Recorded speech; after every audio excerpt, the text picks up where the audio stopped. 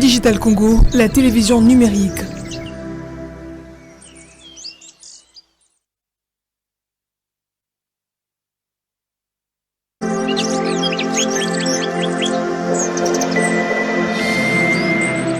Digital Congo, la télévision numérique.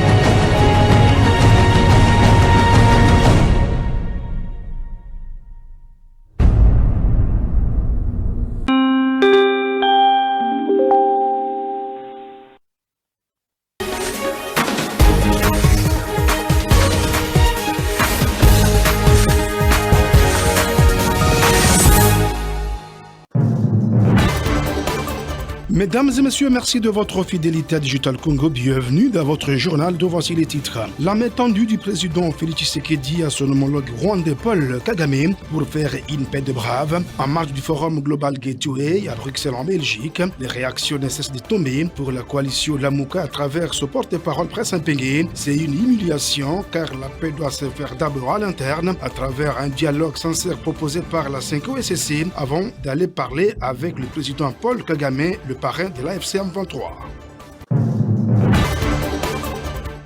Véritable et joli coup de filet, 3 présumés auteurs et complices du meurtre d'Emo Atabla, alias Robin, assassiné le 7 octobre dernier à Bokoro de la province de Maïndomé, sont tombés dans le mail de la police qui promet d'intensifier les enquêtes pour mettre la main sur d'autres complices. Et l'humanité a célébré ce vendredi 10 octobre 2025 la journée mondiale de la santé mentale, souvent reléguée au second plan dans les politiques de la santé publique. En République démocratique du Congo, où les pressions économiques, sociales et sécuritaires pèsent sur la population, le psychologue Gaël Kongolo appelle à la prise de conscience et à des actions concrètes pour préserver le bien-être psychologique de la population.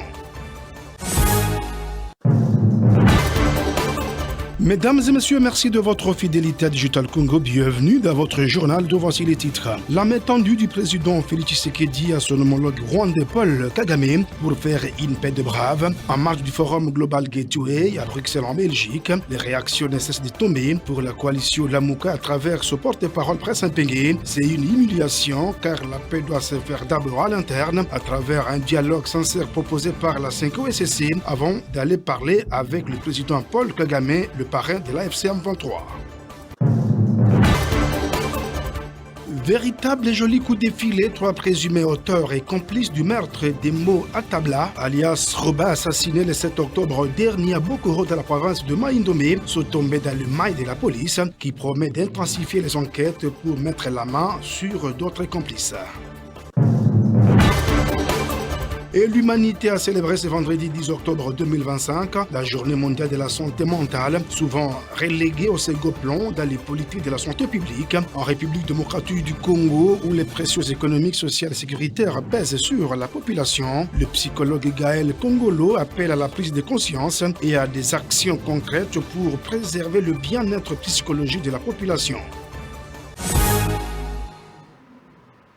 Alors une fois, bienvenue dans votre journal. Je vous le disais dans le sommaire, la main tendue du président Félix Tshisekedi à son homologue rwandais Paul Kagame de faire la paix des braves. C'était au cours du Forum Global Gateway à Bruxelles en Belgique et continue à enregistrer des réactions.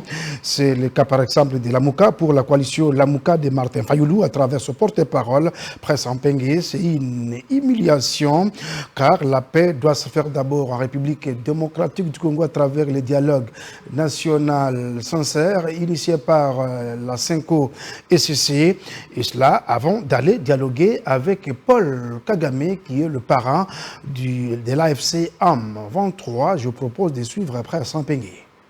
Avec la gestion politique et sécurité de M. Félix Tshisekedi, nous avons atteint les fonds.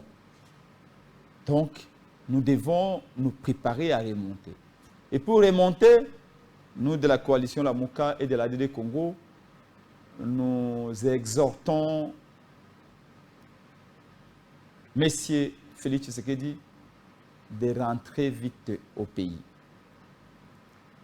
Il a, dans son discours, appelé Paul Kagame à une paix des braves. Nous ne les condamnons pas pour cela. Par contre, nous lui disons de commencer la fameuse paix des braves au Congo. La paix des braves avec Kagame, nous n'y voyons pas d'inconvénients. Mais la paix des braves d'abord avec les opposants à l'interne. La solution, elle existe pour mettre fin à cette guerre d'agression. C'est celle qui a été proposée. Dialogue national inclusif. Que tous les Congolais se mettent ensemble, se parlent, se disent des vérités. Que l'on se mette en ordre de bataille. Et ensuite, nous allons nous projeter à l'extérieur. C'est le message d'unité, de cohésion. Pour emprunter le mot à mon aîné Félix Tshisekedi, c'est le message de la paix des braves. Nous ne reconnaissons pas ces institutions, nous ne reconnaissons pas ce pouvoir de M. Félix Tshisekedi, mais face au danger mortel, face à la menace existentielle de la balkanisation du pays, nous disons la paix des braves, avec les opposants, avec la société civile, avec les églises, avec toutes les tendances politiques, et ensuite nous allons nous projeter à faire la paix des braves avec Kagame, mais pas qu'avec Kagame, avec l'Ouganda et d'autres pays.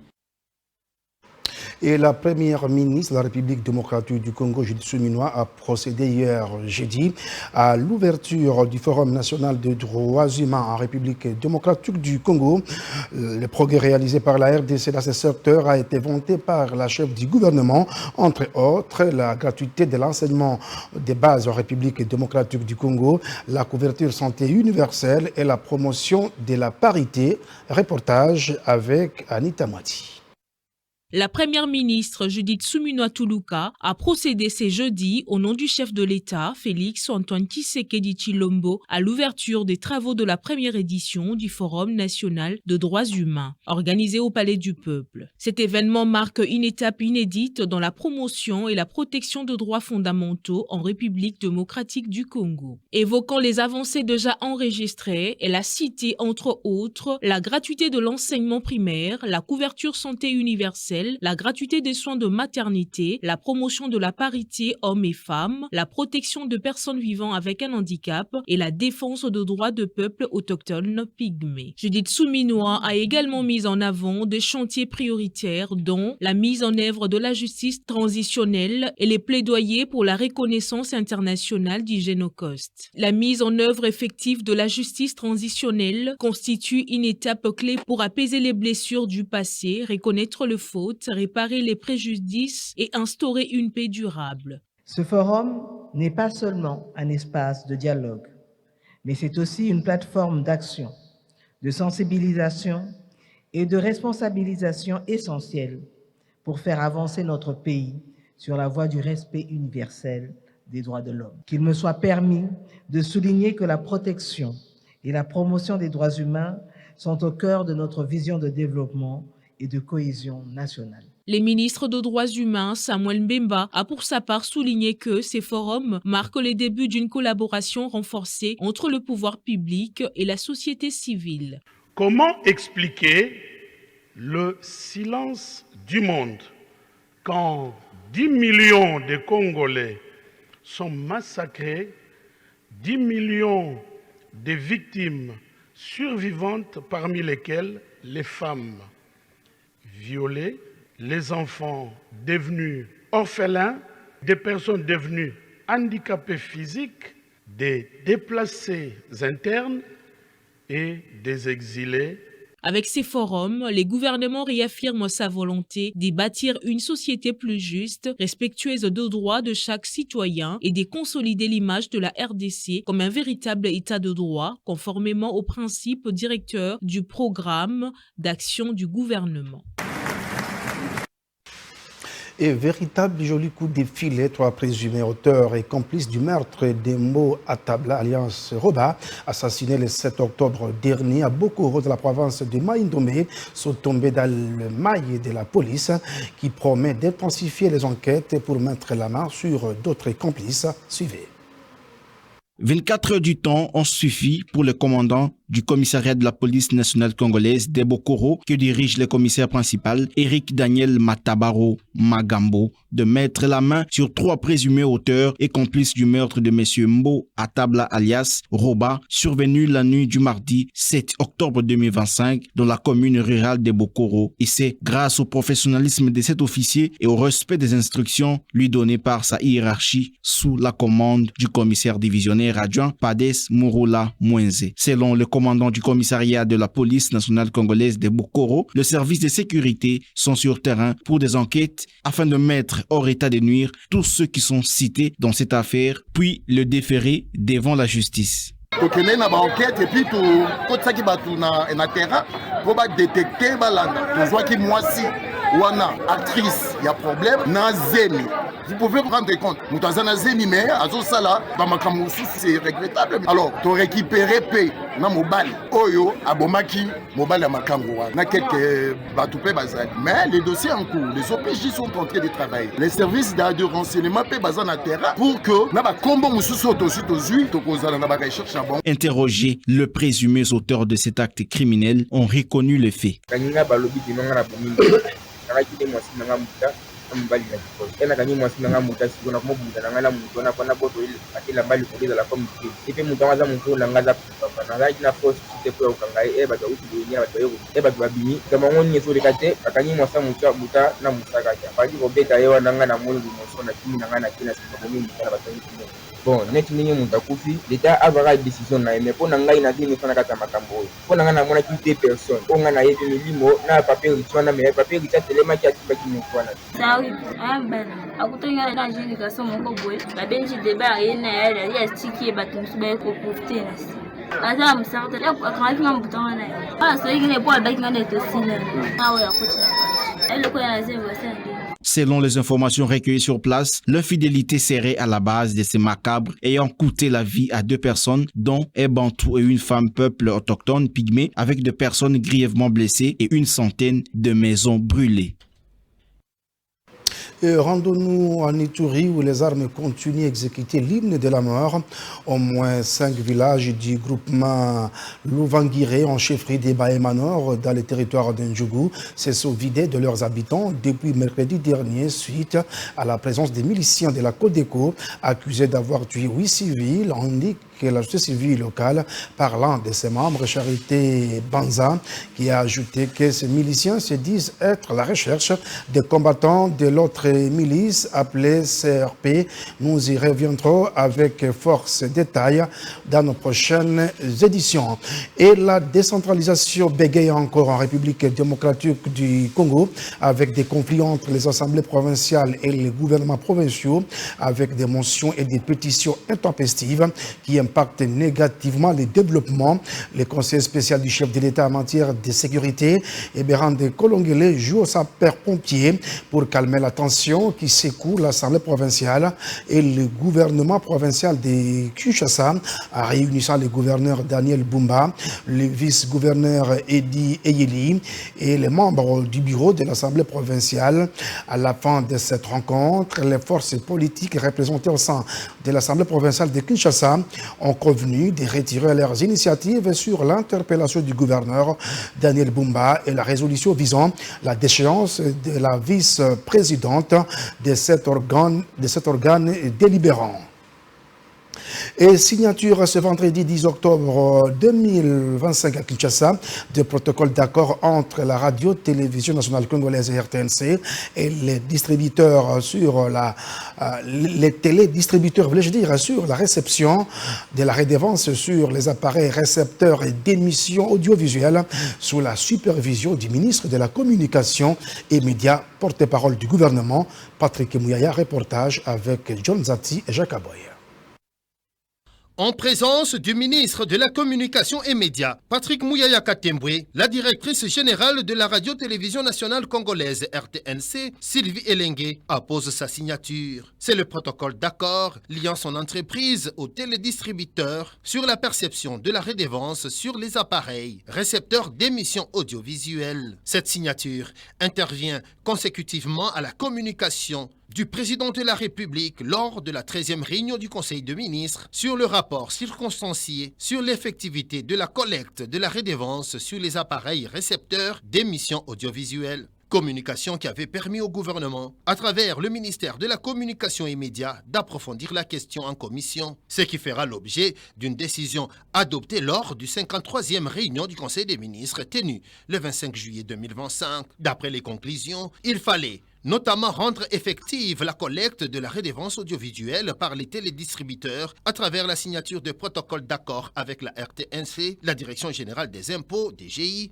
service public doté de l'autonomie administrative et financière placé sous l'autorité directe du ministère des Finances, ainsi qu'avec la Direction générale de douane et assises DGDA et les gouvernorats des provinces, via les régies provinciales et autres percepteurs indirects au profit de la RTNC. Et le ministre de la Communication et Médias a obtenu, au terme des décisions du Conseil des ministres, plusieurs orientations importantes.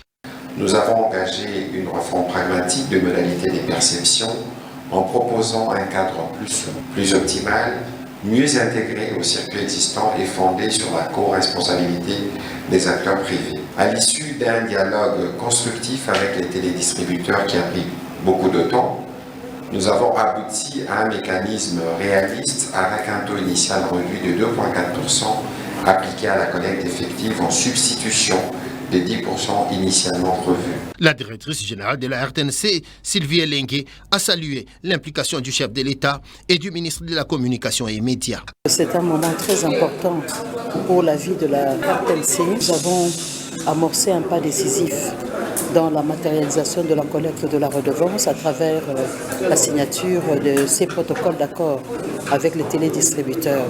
Après les télédistributeurs, la RTNC signera d'autres protocoles d'accord pour la même redevance, cette fois avec les régies financières, la DGI, la DGDA, ainsi qu'avec la Régie des eaux et la SNEL.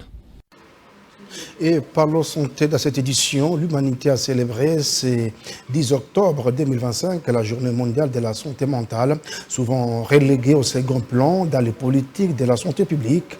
En République démocratique du Congo, où les pressions économiques, sociales et sécuritaires pèsent sur la population, le psychologue Gaël Kongolo appelle à la prise de conscience et aux actions concrètes pour préserver le bien-être psychologique de la population. Reportage avec Abel Condé et Joseph Ngoma. 10 octobre, c'est la journée mondiale de la santé mentale. Le bien-être psychologique aussi important que la santé physique. À Kinshasa, dans un contexte marqué par la pauvreté, le chômage, l'insécurité et le stress au quotidien, plusieurs personnes vivent avec des troubles mentaux sans le savoir. Gaël Kongolo est psychologue. C'est une journée qui a été retenue depuis 1992. Nous sommes à la 33e célébration de la journée mondiale de la santé mentale. Ce qui peut faire à ce que la santé mentale puisse être détériorée, c'est le fait que l'individu soit exposé plusieurs fois à des situations et des événements traumatiques sans être pris en charge. Parce que lorsque l'individu fait face à cela et qu'il n'est pas suivi, ni il ne sait pas faire face à cela, ni développer une résilience, cela peut faire à ce que l'individu soit face à une situation de détérioration de santé mentale, mais il peut aussi y avoir des causes qui sont biologiques. Et aux personnes qui souffrent, je leur recommande de consulter toujours, d'aller auprès de personnel de santé mentale qualifiés pour leur prise en charge. Et je sais que dans notre pays, il y a des gens qui font face à des stigmatisations, qui pensent que si je vais au centre Téléma ou soit au centre neuropsychiatrique ou du CNPP, comme on l'appelle ici à Kinshasa, au niveau de l'université de Kinshasa, les gens pensent que, bon, on a commis l'Iboma, comme les Kinois les disent, ou on est hôpital à Batoamaboma, mais il s'avère important que lorsque nous avons ces problèmes, nous devons aller consulter les services appropriés pour que cela nous permette, n'est-ce pas, à nous émouvoir facilement et d'avoir une stabilité sur le plan émotionnel et être capable de subvenir aux besoins et de s'émouvoir sur le plan social. La journée mondiale de la santé mentale est célébrée cette année sous le thème « La santé mentale est un droit humain universel ». Un moment fort pour rappeler que prendre soin de son esprit, c'est aussi préserver sa vie. Rendons-nous à ville de Butembo, au nord Kivu, où les services de l'environnement ont célébré ce vendredi 10 octobre 2025 la journée mondiale de l'arbre. Deux sites ont été choisis pour marquer un cachet spécial de cette journée, notamment au cimetière de Kitatumba, où les arbres ont été plantés au niveau du monument historique au rond-point VGH, où plus de 7000 tiges de plantes ont été distribuées gratuitement à la population. Reportage avec Delphine Dani. Au cimetière public de Kitatumba, les agents du service de l'environnement ont planté les arbres. Ce geste vise à lutter contre l'érosion et à mieux protéger cet espace public. Madame Kahambuki Tuli, coordinatrice du service de l'environnement en ville de Butembo, donne le pourquoi de cette séance de travail au cimetière public de Kitatumba à Butembo. Nous venons à ce site pour montrer au Bibolais que ce mois reste dédié à l'arbre et que chacun s'en approprie. Planter un arbre, c'est garantir la progéniture présente et future. Un autre moment fort s'est déroulé au monument historique de Butembo. Ici, plus de 700 tiges d'arbres ont été distribuées gratuitement à la population. Planter les arbres tous ces mois pour que c'est le mois de plantation des arbres. La lutte aussi contre les érosions. C'est pour cela qu'on a sensibilisé les gens. Pour toute personne qui prend les arbres à question, s'il a une érosion à côté de lui, qu'il puisse planter ça, ça va lui aider à lutter contre l'érosion. Si on a distribué les grevillea et les cyprès, ils étaient vraiment intéressés pour aller planter ça. Les autres dans leur champ, les autres pour des limitations de parcelles. Vraiment, c'était bon. À travers cette distribution, le service urbain de l'environnement consacre ce mois d'octobre à la plantation des arbres, confirme Madame Kahambuki Tuli. C'est sur une note de satisfaction que cette journée a été célébrée à Butembo. Et page noire dans ce journal, la deuxième journée des obsèques du professeur fondateur de l'ISTI, actuellement UNISIC, ex-IFASIC, Paul Malembe, a eu lieu ce vendredi 10 octobre 2025, préau de la même université, en présence de plusieurs personnalités, dont le ministre de la Communication et Médias, porte-parole du gouvernement, Patrick Mouyaya. Reportage avec Émile Senga. C'est dans une atmosphère de recueillement que le professeur Antoge et la police universitaire font leur entrée avec le corps du professeur Paul Malembe Tamandiak à l'Université des sciences de l'information et de la communication UNISIC ex-IFASIC. La famille, le corps scientifique et les étudiants, toutes promotions confondues, ainsi que différentes personnalités de marque, plein de tristesse, sont à ces hommages pour honorer celui qu'on appelle le patriarche. Le recteur Richard Kambaï-Boacha est le premier à prendre la parole. Professeur Malembe Tamandiak, laisse-moi te dire que l'humanité, que humainement, dans la vie, lorsque quelqu'un meurt, toi, tu es là, mort, on observe que tout naturellement et visiblement, il a cessé d'exister. Reconnaissant de l'héritage, leur légué, quelques membres du corps scientifique souhaitent sa pérennisation. Tout ce que je demande à ceux qui ont la charge de prendre les responsabilités de cette institution, c'est de bien gérer. Il part, il laisse un héritage. En fait, d'abord, ses idées. C'est un homme qui a commencé avec une ferme assurance, un engagement. Il rêvait laisser une école de journalisme. Et effectivement, il a fait ça. Pour le ministre de la Communication et Médias, Patrick Mouyaya, la meilleure autre façon de reconnaître le travail abattu du professeur Paul Malembe, c'est d'ériger un buste en son honneur pour des générations à venir.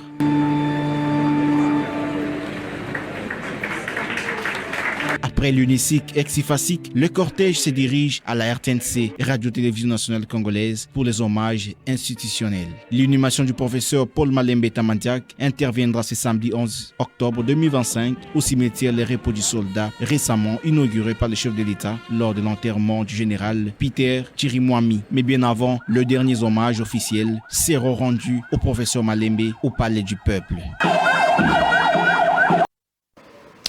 Et en sport éliminatoire Coupe du Monde 2026, les Léopards de la République démocratique du Congo battus ce vendredi les éperviers du Togo par un score de 1-0, but marqué à la 7e minute par Cédric Bakambu, résumé avec Gix Landou. C'est un seul but qui a scellé l'essor de la partie. Un but réussi à la 7e minute suite à une erreur dans la défense des éperviers du Togo. Cédric Bakambu servi, enfin, qui ne gâchera pas cette chance. Une frappe fumante qui clôture la course au fond du filet. La RDC prend l'avance dès la 7e minute avec cet avantage au stade de Kégué à Lomé. La suite sera pénible pour les deux formations, une première période où les Togolais tenteront de revenir dans la partie. Mais les opportunités, les rares, obtenus ne seront pas concrétisés. Les Congolais iront à la pause avec cet avantage de 1-0. Après les citrons, même exercice, les deux formations vont se battre pour essayer, côté Congolais, d'alourdir et côté Togolais de revenir à un but partout. Mais aucun but ne sera marqué jusqu'au coup de sifflet final. La RDC l'emporte 1-0 à Lomé au stade de Kégué et reste en course pour la qualification parmi les meilleurs deuxièmes sur l'ensemble de 9 groupes. Et pour clore ce journal à l'international au Moyen-Orient, le cessez-le-feu à Gaza, prôné par le président américain Donald Trump, est entré en vigueur ce vendredi 10 octobre 2025. Des troupes de l'armée israélienne se sont finalement retirées de l'enclave palestinienne. Reportage avec Abel Condé.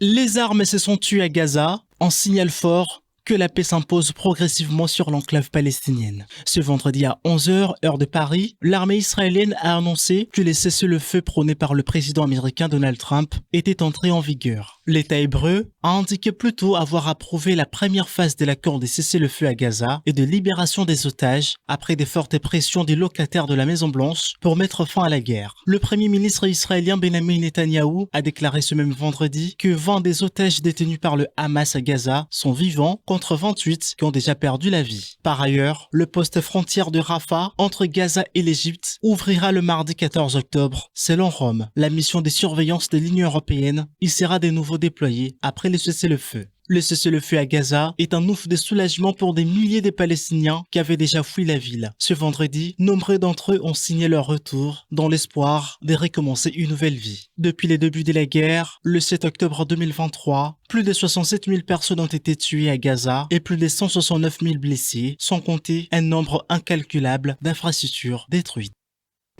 Et ça n'est fini, mesdames et messieurs. Merci d'avoir été des nôtres. Je vous retrouve demain à la même heure avec le même plaisir de vous informer. Bon début de week-end accompagné de votre chaîne.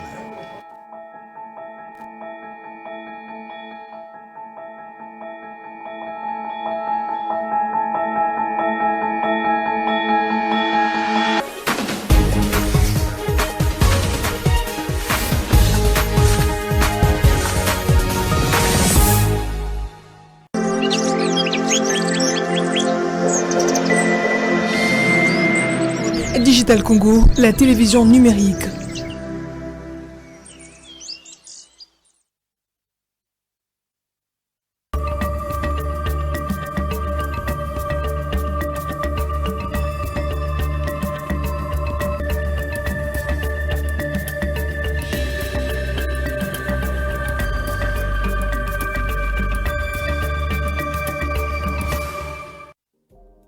Bienvenue dans ce dernier numéro de la revue de presse de la semaine. Le discours de Félix Tshisekedi à l'ouverture de la deuxième édition du Global Gateway Forum en Belgique enflamme les journaux parus ce vendredi à Kinshasa. On démarre avec le grand débat qui titre, je cite, « Paix des braves, Tshisekedi veut tourner la page du conflit dans le Grand Lac ». Respectueux des engagements, commente l'hebdomadaire, le président Tshisekedi a suspendu sa plaidoirie en faveur des sanctions contre les dirigeants bellicistes rwandais pour tendre sa main dans une proposition de paix des braves. Du côté rwandais, très peu penché vers le respect des engagements, le ministre rwandais des Affaires étrangères et la porte-parole sont sortis des bois pour emboucher avec ascendance le discours de justification et de victimisation habituel d'ailleurs. Tshisekedi propose une paix des braves à Kagame, c'est un titre que vous pouvez lire du côté d'Africa News.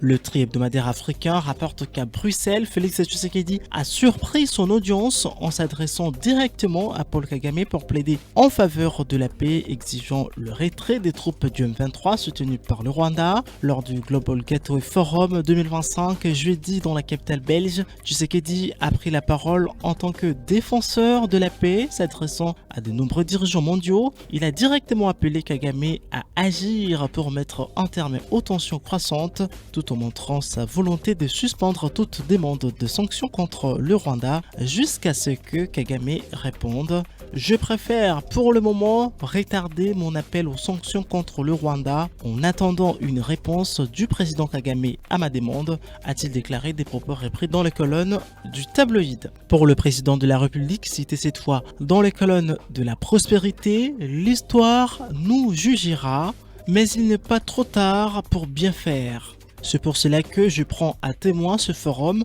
et à travers lui le monde entier pour vous tendre la main à ce que nous fassions la paix des braves. Cela demande que vous donniez l'ordre aux troupes du M23 qui sont soutenues par votre pays d'arrêter cette escalade qui a fait suffisamment de morts. Nous les comptons par millions depuis des années. L'histoire nous jugera. Il est temps de tourner vers la paix et le développement, a déclaré le chef de l'État congolais, repris également en une du quotidien. La prospérité ajoute que très concret et pragmatique dans son intervention, le président de la République a souligné sa disponibilité pour discuter de manière plus engagée et directe avec le président rwandais Paul Kagame en vue de voir dans quelle mesure faire avancer la machine vers un terrain de réconciliation, de paix et de coopération.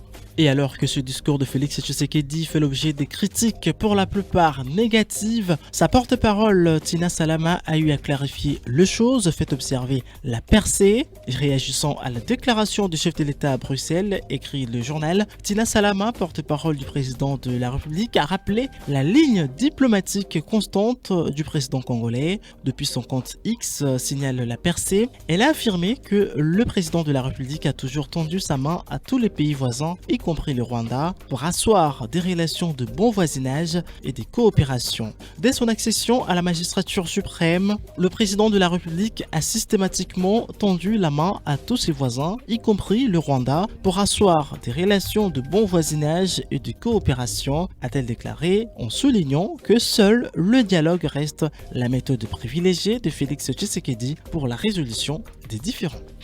Et ça sera tout pour cette revue de presse. Merci de votre attention. C'était également le dernier numéro pour cette semaine. Merci de votre attention. On se retrouve prochainement.